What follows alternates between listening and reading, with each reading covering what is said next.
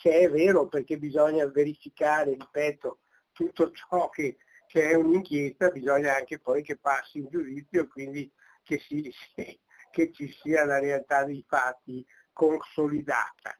Ma da questo, se è vero questo, certamente avere contatti con la criminalità organizzata e addirittura cercare di intimidazione di un direttore, di un giornalista, di una persona che stimo da sempre. Lo sconcerto dell'ex segretario nazionale della Lega sulla pesantissima accusa all'ex senatore Alberto Filippi del suo presunto coinvolgimento come mandante all'attentato dell'abitazione del giornalista Ario Gervasutti.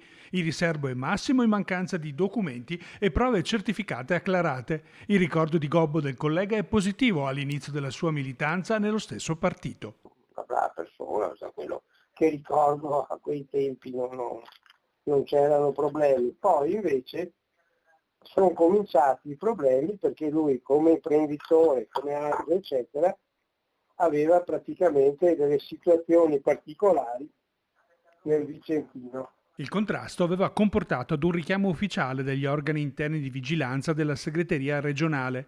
La reazione inaspettata del senatore vicentino aveva inasprito le tensioni che hanno portato alla sua espulsione dal partito. Forse per difendersi, forse per cercare di salvare la sua situazione, eccetera, ci disse che aveva praticamente in mano determinate situazioni che possiamo chiamare dossier di vari membri della Lega.